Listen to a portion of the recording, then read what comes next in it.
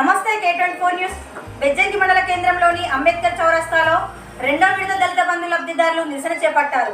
గత ప్రభుత్వ హయాంలో లబ్ధిదారుల ఖాతాలో జమైన 3 లక్షల రూపాయల నిధులను ఎన్నికల సమయంలో ఫ్రీ చేసిన నేపథ్యంలో వాటిని తిరిగి ఖాతాలో జమ చేయాలంటూ CM Revanth Reddy deputy CM బట్టి విక్రమార్కను కోరారు.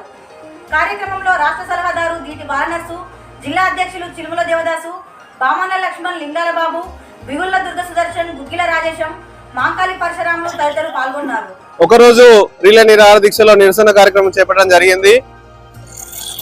మేము గత ప్రభుత్వం రెండో విడత దళిత బంధు లబ్ధిదారుల విడతలో మొదటి విడతలో మా అకౌంట్లలో వేసిన 3 లక్షలు అసెంబ్లీ ఎలక్షన్లు మళ్ళా పిదప పార్లమెంట్ ఎలక్షన్లు వచ్చిన తరుణంలో మా 3 లక్షలు అకౌంట్లో పడ్డాయి, కలెక్టర్ గారు అకౌంట్లో పడ్డాయి ఫ్రీ చేశారు.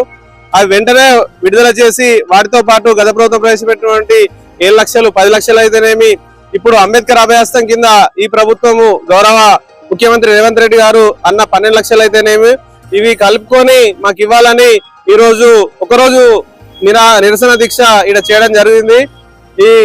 మేము ప్రభుత్వానికి గౌరవ ఉప ముఖ్యమంత్రి బట్టి విక్రమార్క దగ్గరికి అయితేనేమి గౌరవ మంత్రుల దగ్గరికి వెళ్ళి వారికి విన్నవించుకోవడం జరిగింది. వారు కూడా హుజరాబాద్ అయితే ఇక్కడ బడ్జెట్ కేటాయించారు. వాటిని కేటాయించిన తరుణంలో వాటిని వెంటనే మా లబ్ధిదారుల అకౌంట్ లో మా వ్యక్తిగత ఖాతాల్లో వేయాలని ఈ సందర్భంగా కేసీఆర్ గవర్నమెంట్ ల 153 మంది లబ్ధిదారులు 3 లక్షల చొప్పున 153 మందికి అకౌంట్లో జమ కావడం జరిగింది. అయితే అందులో అసెంబ్లీ ఎన్నికలు వచ్చినందున అవి వాయిదా వేయడం జరిగింది. రెండవది పార్లమెంట్ ఎన్నికలు. ఏవి అనే విషయానికి మేము తెలంగాణ రాష్ట్రం వచ్చిన తర్వాత మేము డిప్యూటీ ముఖ్యమంత్రి బట్టి గారిని కలవడం జరిగింది. మేము వినతి పత్రం ఇస్తే మీకు శాంక్షన్ అయిన వాళ్ళకి ఇస్తామని చెప్పిండ్రు. మరి ఇంతవరకు ఇస్తలేరు కాబట్టి దీని కొరకు దేంతవరకైనా మేము సిద్ధమే.